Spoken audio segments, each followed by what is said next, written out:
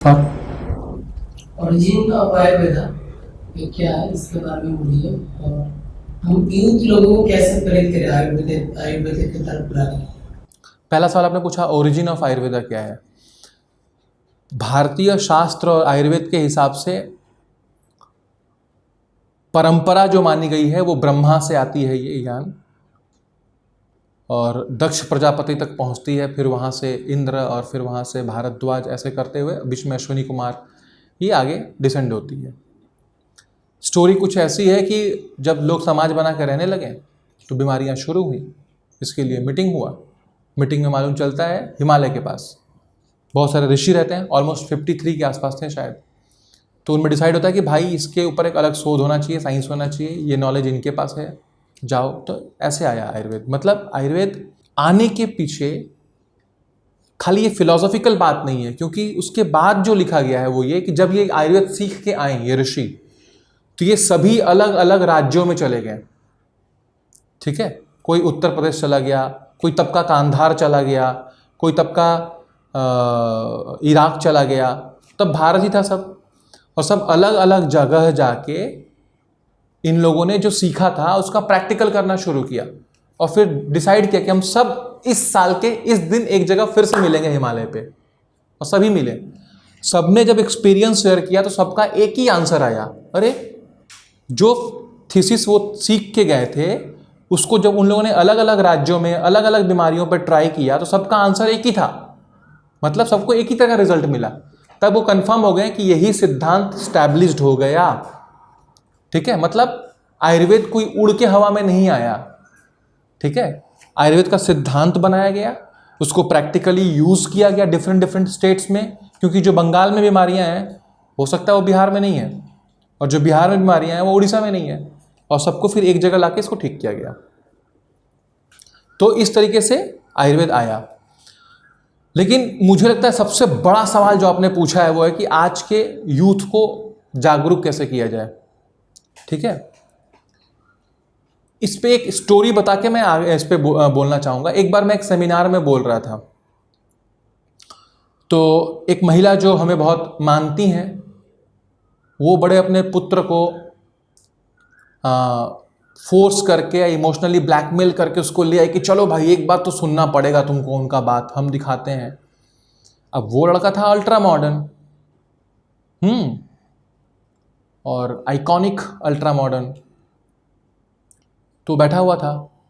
तो जब हम लोग बात कर रहे थे तो जब प्रश्न की बारी आई तो वो खड़ा होकर बोलता है कि मैं आयुर्वेद नहीं मानता, ये अनसाइंटिफिक है। ठीक है, मैं आज के ज़माने के लिए बोल रहा हूँ। तो मैंने उससे पूछा था एक सवाल कि आप ब्रश करते हैं? तो बोला हाँ मैं ब्रश करता हूँ। मैं बोला कब करते हो भाई ब्रश, नहाने के पहले कि नहाने के बाद में? बोला ऑब्वियसली नहाने के पहले करते हैं, उसके बाद नहाते हैं।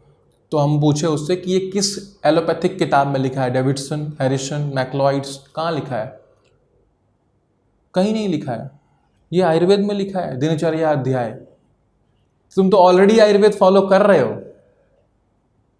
रोज ब्रश करना मतलब यू आर फॉलोइंग आयुर्वेदा। ठीक है, ब्रश करने के बाद नहा रहे हो मतलब आप आयुर्वेद फॉलो कर रहे हो। बट आप अवेयर नहीं हो, आप जानते ही नहीं हो कि ये जो सीखा है हमने चिंपैंजी से आदमी बनना, कि रोज ब्रश करना है और नहाना है, ये भारत ने और आयुर्वेद ने सिखाया पूरे वर्ल्ड को, और वो सीक्वेंस फॉलो हो रहा है। ठीक है, तो इसलिए तुमको पता नहीं है कि तुम आयुर्वेद को मान नहीं रहे हो। तुम किसी से अच्छे से बात किए हो आज तक? बोला हाँ अच्छे से बात करते हैं, आचार रसायन आयुर्वेद है। रात को सोते हो? बोला हाँ सोते हैं, निद्रा आयुर्वेद है। सुबह कभी मन में आया है सुबह सुबह उठ जाए, अच्छा लगा है? बोला एक बार कोशिश किए थे, पढ़ा था मैं ब्रह्म मुहूर्त में उठना अच्छा होता है, आयुर्वेद है। तुम सो रहे हो आयुर्वेद, खा रहे हो आयुर्वेद, ब्रश कर रहे हो आयुर्वेद, नहा रहे हो आयुर्वेद, और आयुर्वेद को मानते नहीं हो। जरूरत है। लेकिन हुआ क्या, जब उस बच्चे ने समझ लिया ना कि अच्छा ये है हमारा आयुर्वेद, ये तो हमें कल्चरल बनाया है आयुर्वेद ने, और वो जो आया फिर वो हमारा एक सैनिक बन गया।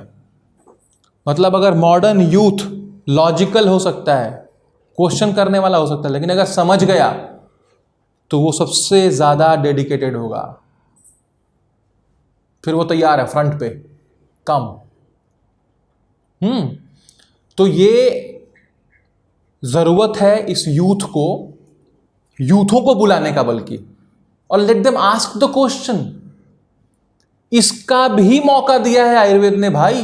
विमान स्थान, संभाष परिषद, सोचो कितना बड़ा ये विज्ञान है कि हर चीज का स्कोप दे रखा है। संभाष परिषद 2 तरह का होता है, मूढ़वती और ज्ञानवती संभाष।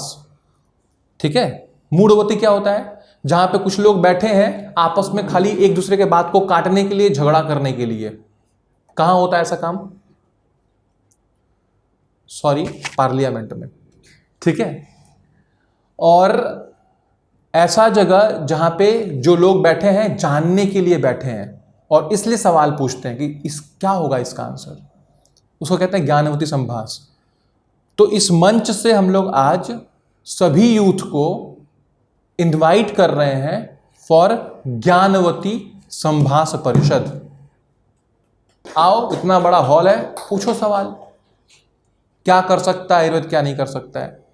लेकिन जान जाओ तो अपने देश, अपने कल्चर, अपने संस्कृति, अपने इस विज्ञान को प्यार करना भी शुरू कर दो भाई।